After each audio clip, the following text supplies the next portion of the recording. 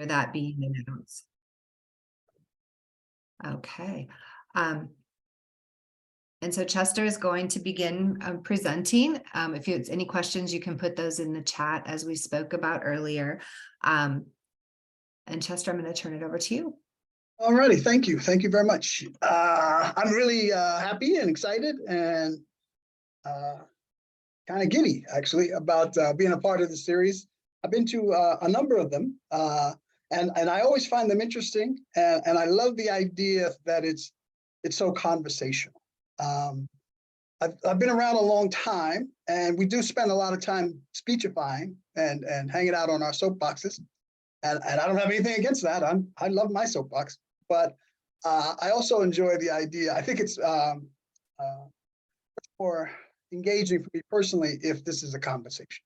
So I'd like us all to think about, we're just sitting around the coffee table somewhere, just intimate conversation between the buddies talking about whatever. And I'd like you to treat it just like you would if you were talking to a friend and they said something that was shocking, upsetting, offensive, or made you curious or whatever. Please feel free to, chime on in and ask for clarification, or, get on your soapbox if you need, or whatever.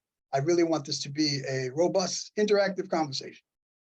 My story, like a lot of people's stories, is pretty cut and dry. I mean, it's pretty cut and dry. But before I go there, as I thought about all these things, this unscripted conversation, I have all these notes because there's always so much that I'd like to get in and things that I don't want to forget. And invariably, the notes give me comfort.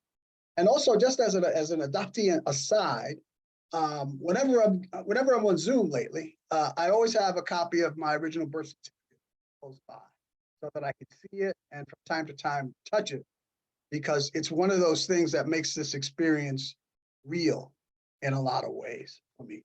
The experience of actually talking about being adopted, quote unquote. I'm going to tell you a little bit about who I am, and the who I am is just, so you know a little bit about your buddy, right? I'm 65 years old. I'm married, as Ty said. We have 5 children. My wife and I have been married for this year will be 35 years. We lived together for 5 years before that. So we've been together for a long, long time.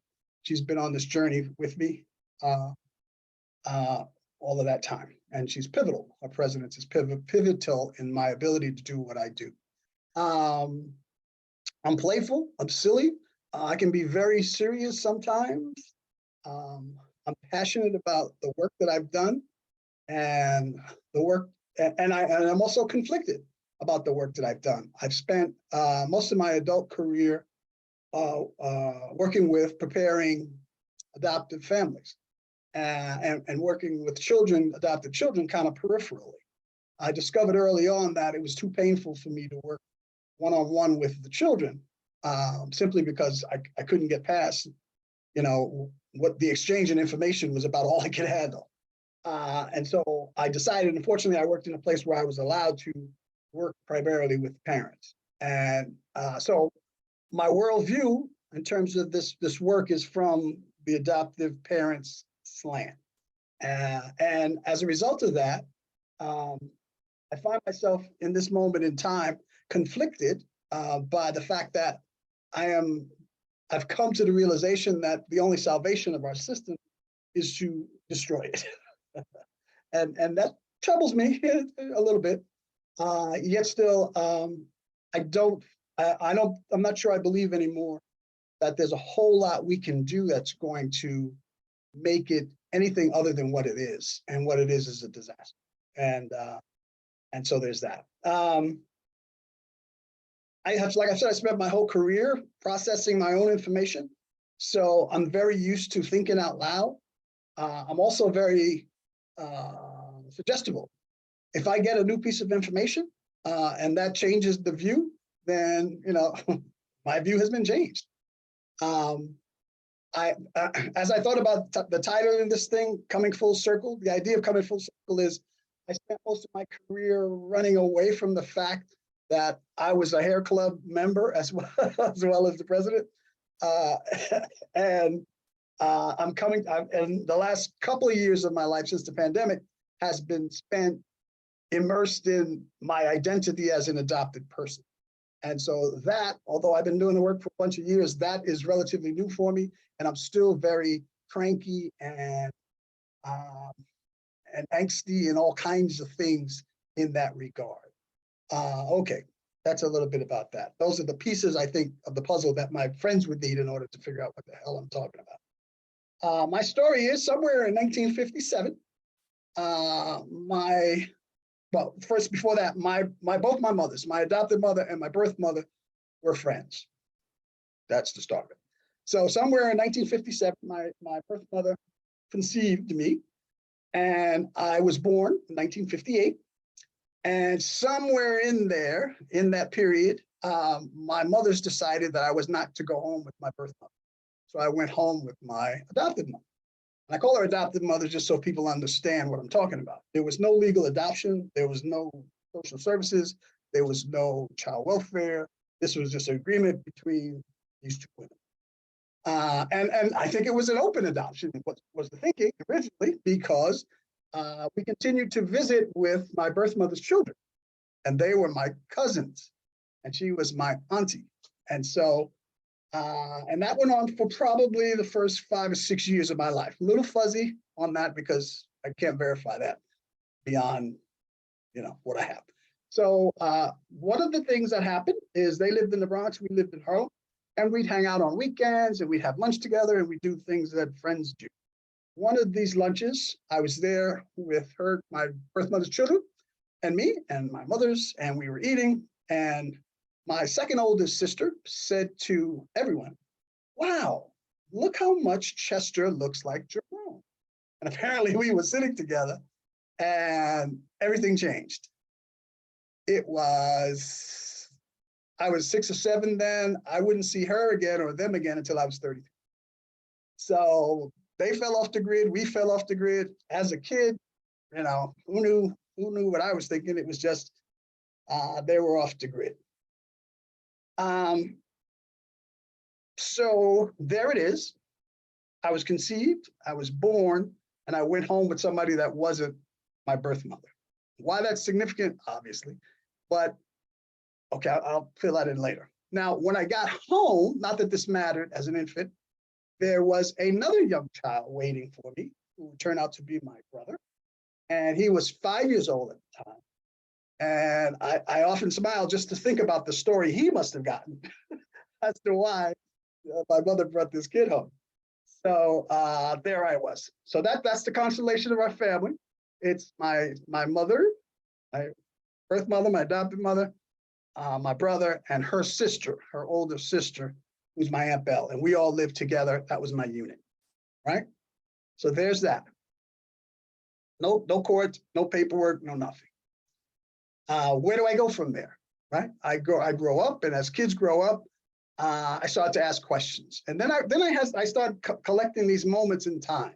I remember one time, age is relative, I honestly don't remember the age. My brother said to me in the course of some argument or discussion, "Mommy found you in the trash."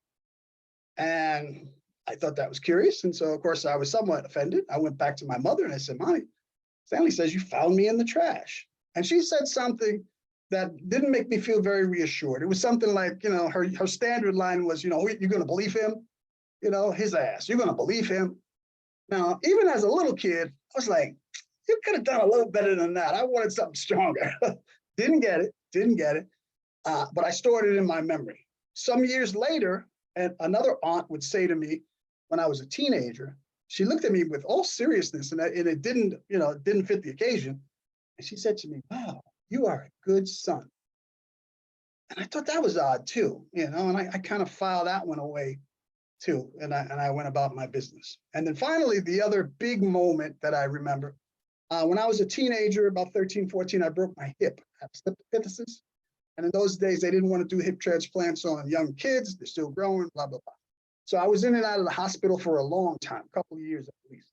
One day, my mother comes in, very, kind of somber and all. And she says to me, "Your Aunt Deck died." And that's her name. We called her Aunt Deck. Your Aunt Deck died. And I was like, oh. Now, at this point, I hadn't seen her for years. And you know, a distant relative who was a play relative. I mean, okay. But there was something about that, her demeanor and the whole way the conversation went, that told me that something bigger than that had happened. Something bigger than just this off brand, this distant relative passing. I filed that away and remembered that too. So the years went on, and blah, blah, blah, blah, blah, blah, blah, blah, blah. 1976, I go off to college, John Jay College of Criminal Justice in New York. I meet a friend of mine who would become a friend for life. His name was Pat O'Brien. And he was working at the time for an adoption agency in the city.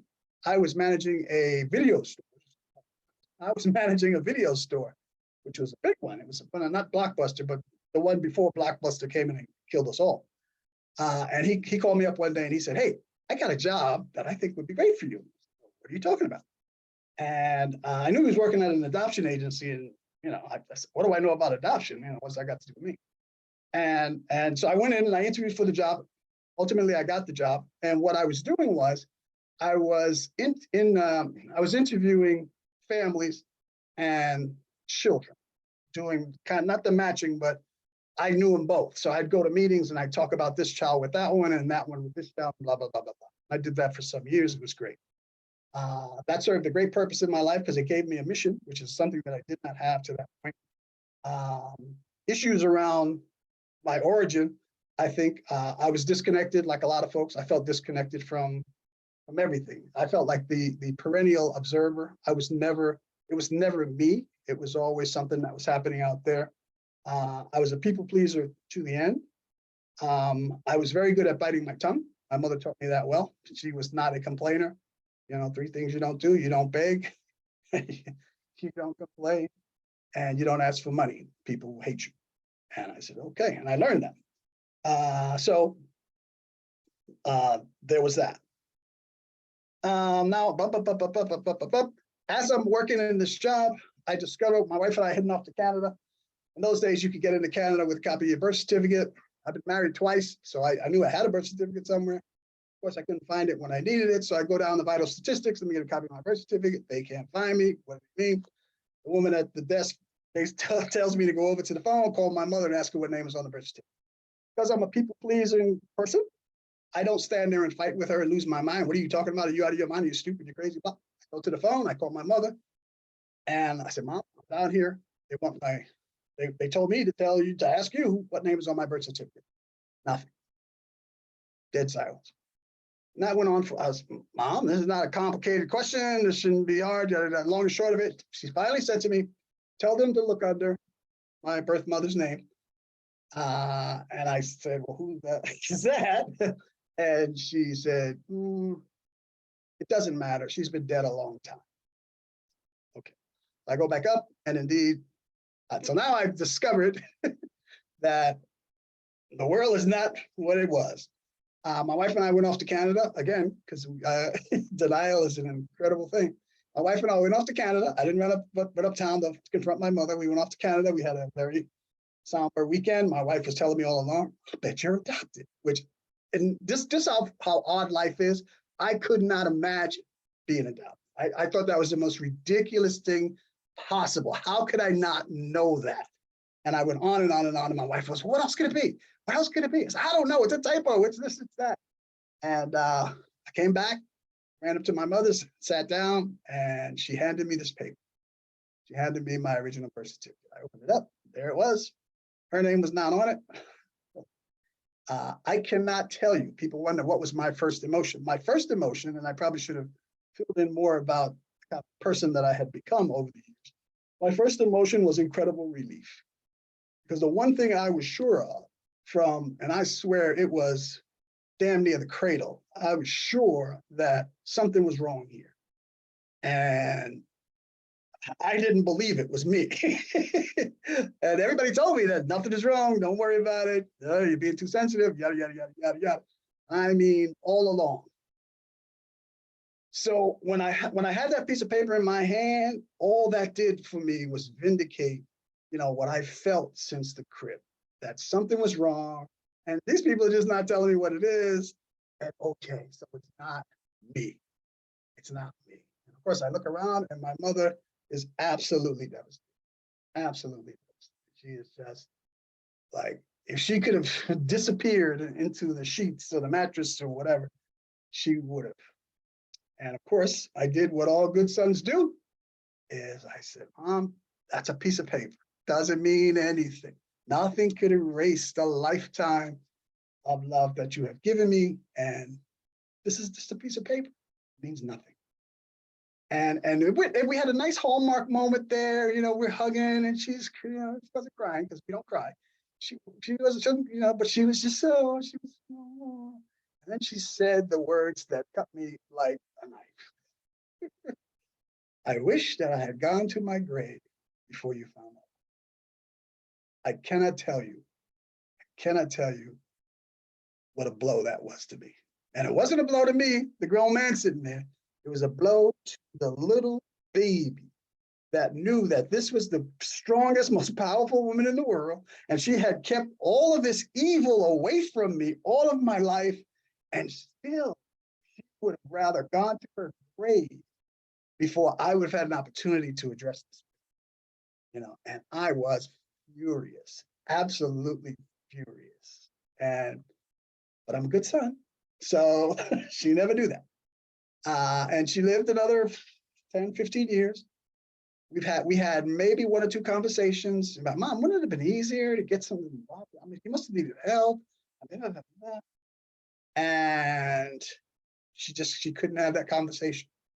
And when I finally got angry and started spewing my anger around, it was mostly adoptive parents that I spewed it at, which was kind of contrary to my job, which wasn't that good. But I was really spewing in the name of honesty. That honesty was worth anything. But in any event, so that's how.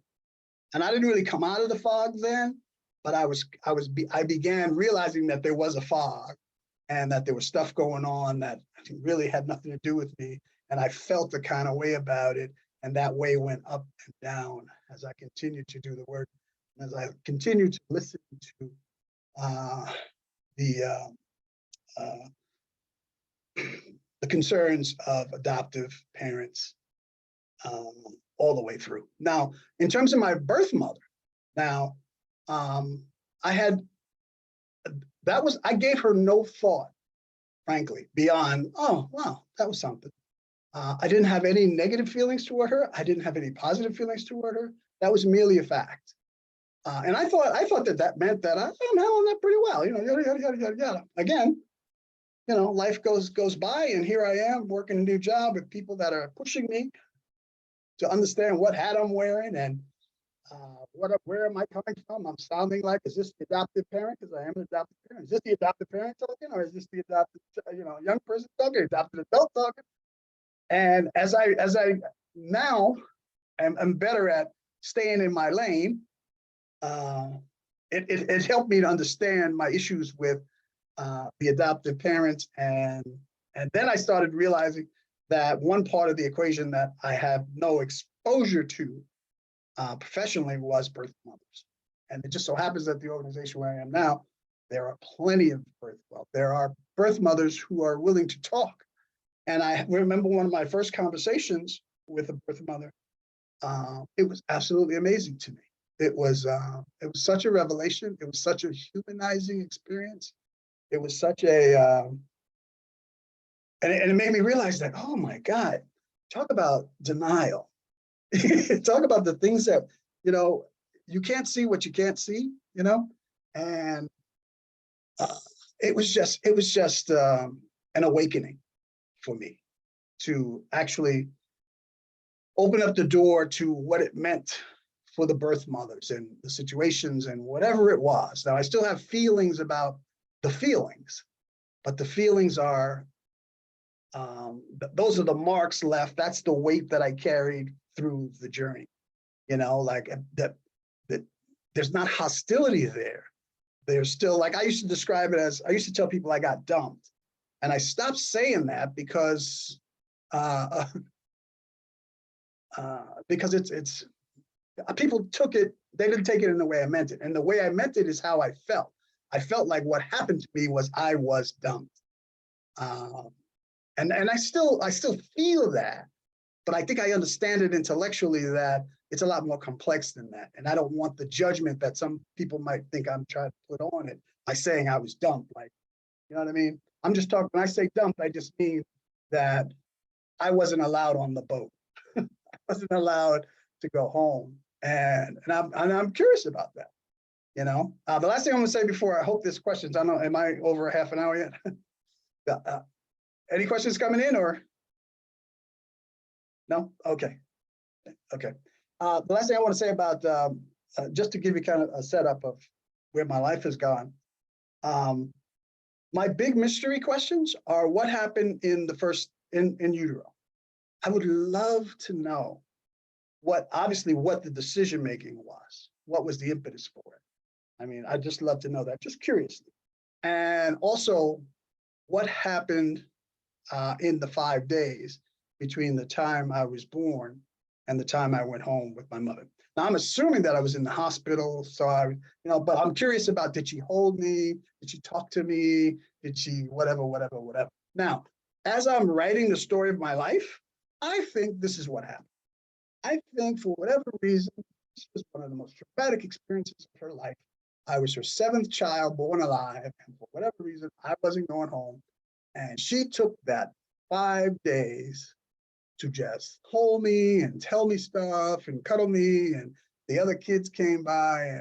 Hey, that's the story I like to hang on to. And then part of my justification for that view of the fairy tale is one, because nobody can dispute it, and two, because at my core, I felt unworthy. I felt like there was a secret, and the secret was there was something wrong with me. I was defective. Now the world told me that that's not true. I mean, I did well in school. I did. Do all the siblings have any memories of your birth? Yeah, I'll get to that in a minute. I did well in school, and I always kind of felt to myself like, no, I'm a smart guy. No, I'm good looking. And I had this kind of, again, I watched a lot of television, and I had this idea that I'm going to be okay no matter what.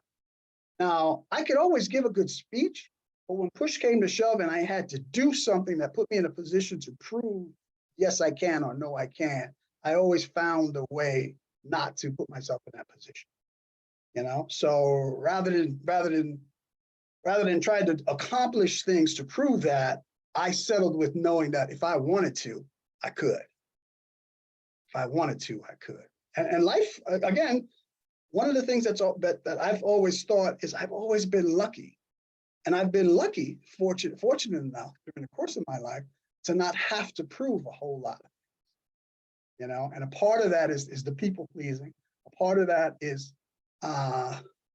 people like me, and it worked in school, and it worked in other areas of my life.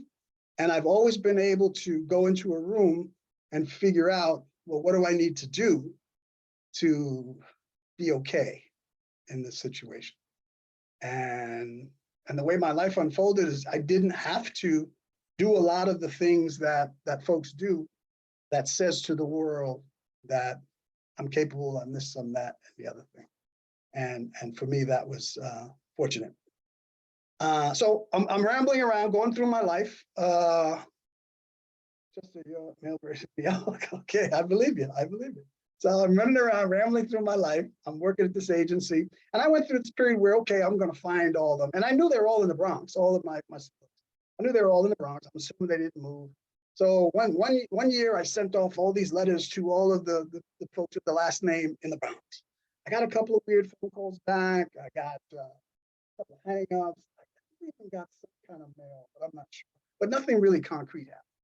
And so I'm going about my job. And I'm thinking, well, look, am I going to meet these folks? I don't know. Maybe I will. Maybe I won't. I'm good. And one night I get a phone call. I was in the office, Coney Island. I get a phone call. And there's a woman on the phone, and she says, "Is Chester Jackson?" I said, "Yes, this is Chester." She said, "Hi," and I could tell, her voice was breaking up, and she was emotional, and it wasn't unusual. I'd get those calls from people, and she said, I'm your sister. I was like, what? And she said, I'm your sister. And they were both crying on the phone.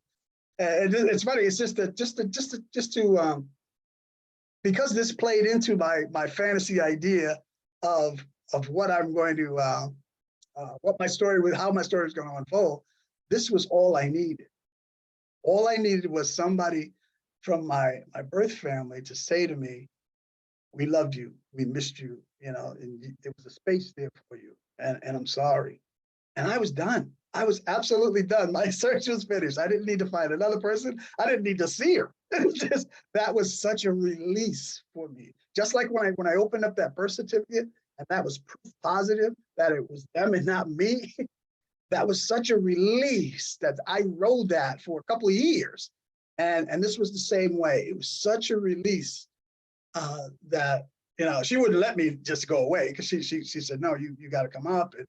And actually we went up there. Pat actually went with me and went up there, and I was in this room with and then people were looking at me like I was from Mars. I was like, oh my God, he does have Jerome. And then Jerome came in and it was like, oh shit, Jerome. I said, yeah, I do look like you. And I'm the oldest. So it was an amazing thing. And it's an amazing thing. Now, one of the things about reunion, one of the lessons I think I learned about that is the pressures of our life, whatever that is, they weigh on us and they bend us in ways, and we adjust to it and we do whatever we do, but we're bent in a certain way. You know, I mean, that's just the reality of it. We may fight against it every now and then. We try to get a brace too, pick up a little bit, but we're bent. And the way I'm bent is that I'm not the guy who is going to be calling and writing and running up. And now that doesn't mean I'm not thinking about you. That doesn't mean I'm not missing you. That doesn't mean I don't care about you. I just don't do that. And my mother never did that. And the one person in our family, our nuclear family, did that. When she died, all that ended. There were no more Thanksgivings. There were no more birthday parties. There were no more of that social stuff. My mother and I didn't do that. And so as I think about all those years, I was, oh man, we missed so much. We're in our 50s now, and yada, yada, yada. All those lost years. The long and short of it is we've been in reunion for 10 years. And 3 events maybe I've gone to. I went to a wedding. She was inviting me to family reunions. My oldest sister, the oldest sister, I have a daughter. My youngest daughter lives in Virginia. My oldest sister lived in Virginia. One was in Virginia Beach, one was in Harrisonburg. And we'd go down to visit my daughter, my wife and I. And every trip, my wife would say, we really should swing by and see Jeanette. We should really see your sister, you know? I was like, yeah, I know, the next time. And of course, the next time never came. She got ill, she passed away, and I never did go up to see her. And she was the oldest sister. And as I think about that, it reminds me of the fact that although there wasn't any outward bitterness, she was the closest thing to my mother, right? She was the closest in terms of she was the oldest of us. And I think on some level, my avoiding her was avoiding my mother, you know, on some kind of weird level, my birth mother. So in any event, so she passed on. And now my sister, my second oldest sister, I'm the oldest after her. My second oldest sister, Azzy, she is the one that I just love her to death. And we still haven't shared a whole lot other than a couple of weddings, wedding of her daughter and her grandson. And there's supposed to be a family reunion this year that my wife and I are going to go to. But and I say that only to say that the toll of the lost years is that it bends us in a way, and we can't really ever get those back. We can't unbend and I shouldn't say I can't. And so, and I'm not like even bitter or hurt about that. That's just the reality. That's just who I am, and that's the way I live my life. And I'm much more demonstrative with her and her daughters, because I have met them. But they're still cousins and there's still other siblings out there. There's 4 of us left. There's 4 of the siblings left. And I've only had Facebook contact with them, but that's kind of the story. Now, if there are questions, I can fill in some of the blanks. Did anybody want to jump in on something? There's a question right. in the chat, Chester. Alicia's asking, was the 5-year-old that was in the home of your adopted mother actually a biological sibling as well? No. My adopted mother she did have some infertility problems that I found out later in life. He was a baby that came to her in much the same way I did. It was a friend, another friend, not my biological mother, another friend whose husband apparently was, the story is that her husband was in jail. She got pregnant while he was in jail, and she could not have a baby when he came out of jail. So somehow or other, he ended up in my mother's house. And I know I laugh about it, and I shouldn't, because my brother and I think if we were to do a sociological experiment, are 2 examples of what happens when there's repressed trauma. My brother, he was the bad one, I was the good one. He was very, very good at being bad. He did lots of horrible things, criminal, drugs. And the time that he finally stopped using drugs in his life was when my mother was forced to admit that I wasn't born to her. And he knew what that meant for him. And that was the only point in his life that he stopped using drugs, and it was the last 2 years of his life, and he died. But we were a perfect example of one using that energy to I got high by people saying nice things to my mother about me. That just really made my day. And my brother, he was just fighting against the world. And I know she gave him no explanation for why she's bringing all this baby. I just know her. I know she didn't. And he's trying to make sense. I see there's a hand up there, Susan.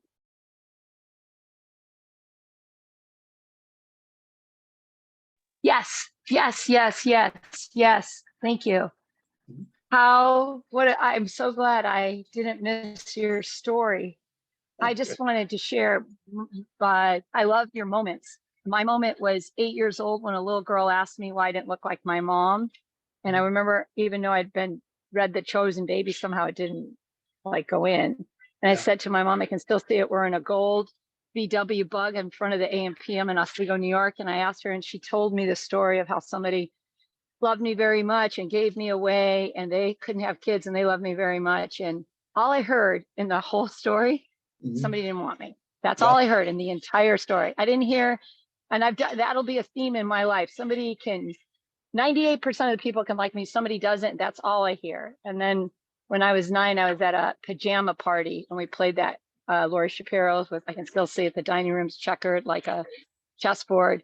And we played that truth or dare game you play as a kid. What's your worst secret? And I just said, well, I was adopted. And I can still see Laurie goes, oh, Sue, that's terrible. Somebody didn't want you and left you on a doorstep. Oh, man. And that's all that went in. And you know what? I know, here's the truth. I know she didn't mean that mean. She's a little girl. She's 9 years old. She doesn't, there's 3 kids adopted in Oswego, New York, me, my sister, and Dave Jacken. She's not doing that to me. She just made up in her mind what adoption meant. And it meant, like, I guess, baby Moses or something, that somebody didn't want me. So they put me in a basket, put me on a doorstep and walked away. But it went in. And I just remember from then on, just like you, I was the most popular girl in my class. I learned this technique that later in life would become a defect called shape shifting. And I'll just say this and stop. My friend said it the best, and I borrowed her example. She goes, I'm the kind of girl that can go to a party, talk to these people about politics, talk to these people about art, talk to these people about sports, talk to these people about dogs. And if they all got together and they said, my name's Susan, they said, so who's Susan? They all got together, they go, does she like dogs? Like, because I was 5 different people at that party. And I learned how to do that. And I thought that was a skill till later in life. What I heard, it was like I sold my soul. I had no identity. So I loved your story. I'm so glad I came, and thank you for your honesty. I hope you write a book. It's very good, very interesting. Thank you. And that's so true. And I just wanted to throw out there that it's not the innocence of children. This is the bill of goods that the world is sold. That this adoption thing is a win-win, and we should not be feeling bad about it any kind of way because everybody wins and it's happy and happy, happy, happy. And that's not just adoption. We sell this line of bullshit that life, that family is just all sunshine and roses. And at some place there's this family with no issues and no problems, and mommy and daddy love each other and they wear suits to bed and everything is good. It's a lie that we sell. And with adoption, they want to keep it, you know, off to the side, because then it's just those people. It's not us. The bottom line is it's a symptom of how little we care about children and about families as a country and as a planet, really. We care more about the dollar, what it comes down to. That leads nicely into another question in the chat. Would you speak more about your statement of no salvation to the system, but to destroy it? Yeah. I've seen that there is more that, well, let me just start with this. Adoption itself is a tragedy. It does not matter how, why, when, who, what, where. If you are separated from your mother, from your birth mother, that's a tragedy. And that needs to be dealt with incrementally over time, forever. And our job as a parent is to help our children carry that burden, walk with that burden, live with that burden, accept that burden, not to pretend that that burden doesn't exist, right? So the first thing we have to accept is that adoption sucks. That's a terrible thing that had to happen for whatever reason. That doesn't mean that we shouldn't do it. That just simply means that we can't pretend that it's anything other than what it is, right? We can still care for children, love them, protect them without lying to them. Now, in my situation there, I said the little white lie. The little white lie is a conspiracy to, and I'm assuming that it wasn't always that way, because they kept us in contact for 6 years or 7 years or whatever it was. I don't know what the circumstances were. But once it was pointed out that, oh my God, look at them. And obviously my two mothers didn't think about it until my sister said, look how much they look alike. You know, everything got cut off. Now, I don't know if my mother ever spoke to her again. I don't know that. I was a kid, so I was in a kid place. I don't know if she ever had conversations. I don't know if they went back and forth. I don't know if it was a mutual decision. I don't know anything. All I know is what happened. And what happened was I was 30-some years old before I even realized that there was something going on there. I think the system is not designed to protect anything other than itself. If some kids find homes, and the kids do find good homes and loving homes and blah, blah, blah, blah, blah, that does happen, but it happens at the expense of us helping parents do the one thing that really should be not a burden for us as adoptive parents. And that one thing is to help our child work with this challenge that we have absolutely no ability to fix. You know, think about it if it were a physical disability. You know, if a child couldn't use his legs, we don't pretend that, you know, he can use his legs. We do whatever we need to do to fix it so that they can live to live the best life they can in this condition that they're in, right? If we love them, if we're going to love them, if we want to be loving to them, we don't try to bury something that's fundamental to who they are as human beings. You know, infants know that something is wrong. I knew that something was wrong. I didn't know what the something was. And my mother, you know, I was a grown man before she could actually speak the words. And even then it hurt her to a core. And that has nothing to do with me. That's her shit. That's her, you know, her trauma that she never was able to deal with. I would have loved to have had those conversations with her, because we had this relationship where we didn't need words. You know, I knew what she wanted. I tried to give it to her.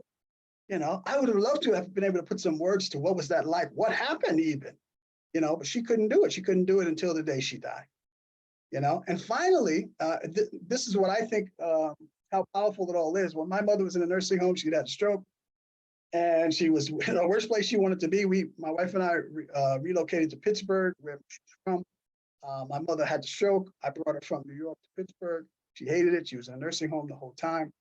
She couldn't speak, which was another killer for her. Even though she didn't speak, the fact that she couldn't was awful. And one night when she stopped eating and do all the things that folks do when they're ready to die, I said to her, before I left her that night, I said, well, you know, I kissed her on the head and I said, Mom, it's okay. You were a great mom and you gave me a great life and I love you.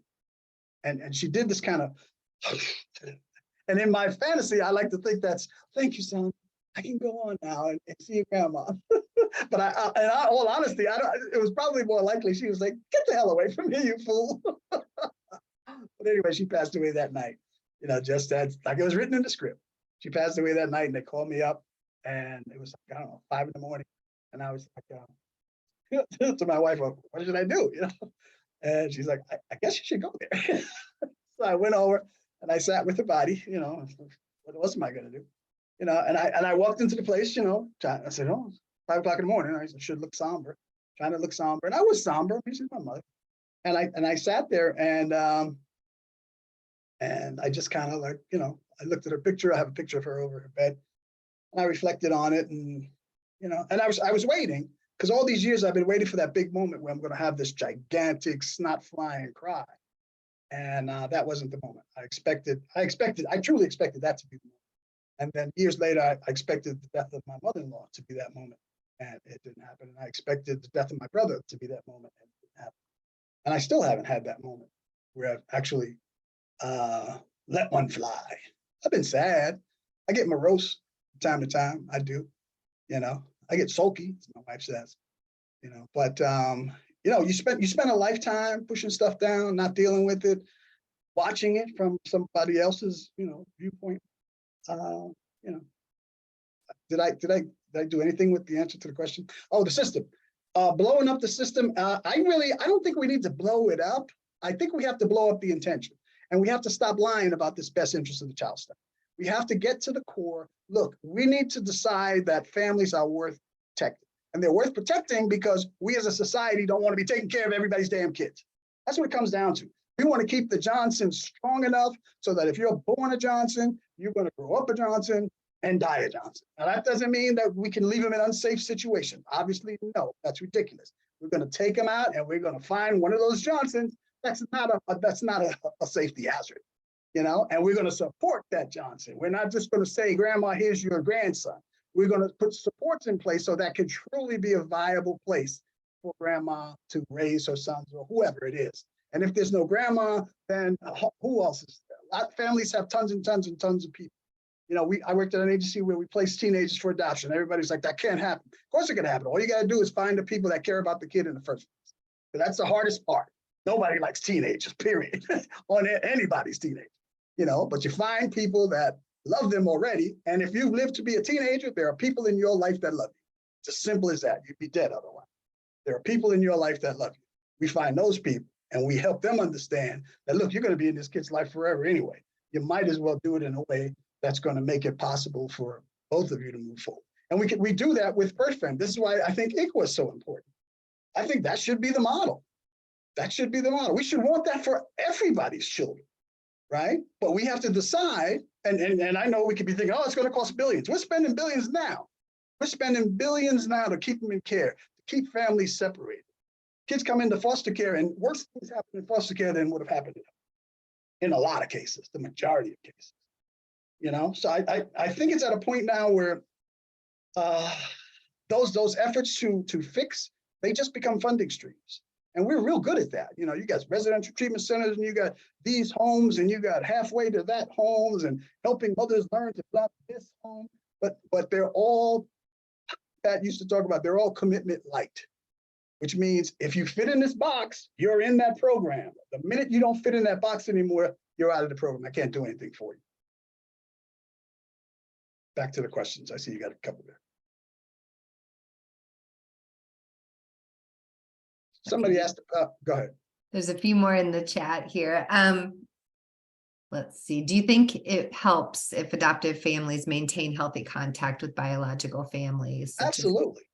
Absolutely. Absolutely. Now, is that the hardest thing in the world to do? For sure. For sure. I don't think that's easy on anybody's, but obviously that helps. Now, that doesn't mean it's going to make life any easier for you as a parent.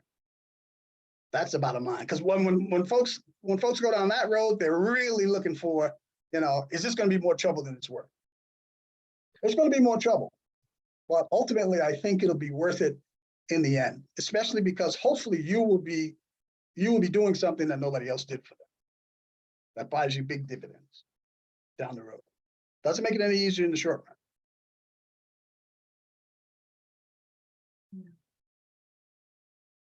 If you could do it over again, would you have asked the hard questions? To my mother, Mhm. probably not. I just don't think she could. Well, I knew she couldn't handle it. I knew she couldn't handle it. Probably not. Not if I'm the same person I am now. I mean, the same person I was in that moment. She trained me too well. I'm a good son. It was not my job to hurt in any way, shape, or fashion. Okay, there's one more question in the chat. Did you adopt children before or after you discovered you were adopted? Actually, I was going to say simultaneously, but that's not true. Well, it is kind of true. I was working at this agency, which made this possible. And I met this young man who I was recruiting for. And he was 16 years old, 300 pounds, and he was great. He was the greatest kid in the world. He was just, and I kept thinking the whole time, man, dude, I could raise that kid. he's a great kid. He had this sister who was 14 years old. She was living in a foster home. He was living in a group home. And I couldn't get any, people couldn't see past his physical. And so actually, I think Pat O'Brien said, he's a great kid. And I said, yeah, he's a great kid. And I went home that night and I said, honey, guess what I found? And we didn't have any kids at that time. And I talked to her about taking Robert in. And she had, I talk about everything. So, I mean, she knew of him and like that. And so she was like, yeah, okay. So we set up a meeting at the group home. And like a day before we went to that meeting, we found out that my wife was pregnant. So we didn't know what the hell to do at that point. But it was like, well, the ball's rolling. So let's go on down there. So we went to the group home and we met with Robert and we told him, I said, hey, well, there is a little hitch here. Wife is pregnant. And he was like, oh, that's great. Congratulations. I was like, oh, I'll tell you, the kid is just like me. And we said, look, the only thing we're going to do here is we're not going to allow you to move in until the baby's born. Like that made some sense. It's the thing in the world, looking back on it. So we visited for 9 months. The whole time my wife was pregnant and she got more and more pregnant. And so we had a blast. I mean, the more and more pregnant she got, the more she wanted us out of the house. He'd come for the weekends. And we had a blast. We went to movies, we went to car shows. We were constantly on the go. We had a great time. My biological son was born. Robert moved in. It was Thanksgiving. We've been visiting with his sister, who wasn't interested in moving in with us initially. Somewhere down the road, it was decided that she wanted to join as well. My wife and I went back to the drawing board again and said, okay, whatever. And she moved in shortly thereafter. So we went from no kids to 2 teenagers and a baby. And that long visitation, which I've since told families, that was insane. Because it's like, although I had a blast, personally, I had a blast. Nothing real is going to happen during visitation. So you're just prolonging the, if you get a honeymoon, that's terrific, but it's mythology. What did you ask, Annette? Was that you? Yeah, when I asked if you could do it over, if you would ask the hard questions, Yeah. I actually meant knowing what you know now. Hindsight is 20/20 and all of that. If you had the opportunity today, if your mother was still alive, would you ask the hard questions? Yeah, I guess if I was who I am right now, I would force it. I would have forced it. But I couldn't then. I really couldn't. She had me well trained. She gave me that look and it was like, ooh, okay. So any other, we're wrapping up. We're getting close to the end. This is so much fun. We can do this all night. Oh, wait, there's a hand up top there. I think, is that Susan? Oh, Linda. Yeah. Yeah, hi. Oh, I'm not gonna after go on- Linda. Let Okay. me go real quick. I look terrible, so I'm not going to go on camera. You are a delight and a joy and a wonderfully wise gentleman. I'm so glad I came tonight. Thank you. You are brilliant. And from your lips to God's ears, man. I just am very glad I came tonight to hear you. Just a quick, I'm a birth mother, reunited with her daughter. I'm in are you still in Pittsburgh? Yes. I'm down in Greensburg with her. We live down here. And everything you said was right on. We're fighting the fight, and you're brilliant. I just wanted to say I really, really enjoy you. You're hilarious and Thank a delight and full of wisdom. So thank you, and keep spreading it. Thank you. Okay. I'll keep spreading it. Thank you. Thank you. Susan, did you have one? I'm sorry. I know Yeah, you did. I was just moved the same. I did not go to my adoptive mom's deathbed. I didn't go to my birth dad's deathbed either. And my birth mom I never met. But that is one of my regrets, is they kept calling me and I just wouldn't go. And I have deep regret, and I feel like she's in heaven now looking down. And I was so angry. Yeah. Just could go. And it was like my way of like, that's it. I get one choice in this world. I'm not going to see you at the end of your life. And I can tell you now, after many years, she's been dead for a while, I was alone in her room, watching soap operas, reading books with no friends. And I think about how it wasn't personal and how she had no tools and she had a difficult child me. And I hope from heaven, she can just see all the work I'm trying to do. And Yeah. today, I hope she would see that I would come, and I wish I got to do over. So I just moved by your story that at the end you did do that. And I did do that with my adoptive dad. I adored and loved him. Yeah. But that was just really one poignant, and I wish I had a do-over. I wish I had a do-over. So Yeah. thank it's you. all- Thank you. Barbara, I'm sorry. Oh, hold on. Yeah. Okay, great. Well, you know what? I'm going to put this food for thought, because you mentioned something about being a good son. Now, put that in quotes, not to say that you're not being truthful, but it's a whole thing, I think, about it. I mean, but then correct me if I'm wrong, but I feel like that for men, male adoptees and stuff, I mean, maybe they feel more of a sense of protectiveness and loyalty toward their adoptive parents, where maybe they are more inclined to not search or to not pursue, the biological ties as much. Yeah. Can you speak briefly about that? Yeah, very briefly. I don't think that was my motivation. I get it though. And it certainly was my job to make my mother happy.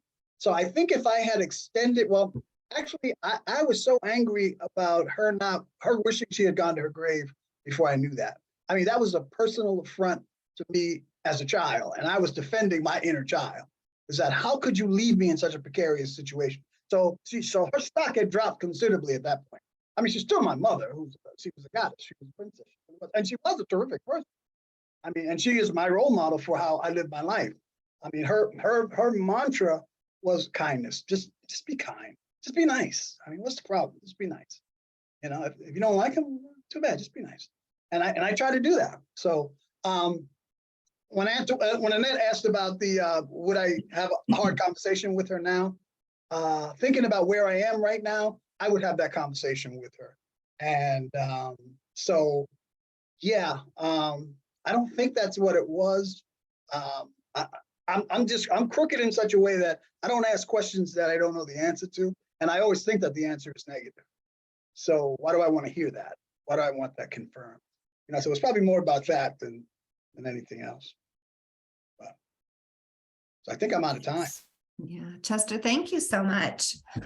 Everyone in the chat, I've dropped some links for upcoming presentations, and there's also a link for our evaluation. If you would please take a few moments and complete the evaluation. Thank you to everyone that joined us this evening, and thank you to Chester for sharing your wisdom and volunteering your time with us this evening. As many of you know, Adoption Network Cleveland is a nonprofit organization serving individuals and families impacted by adoption, kinship, and foster care through support, education, and advocacy. We're a membership organization, and we hope you'll consider joining us as a member.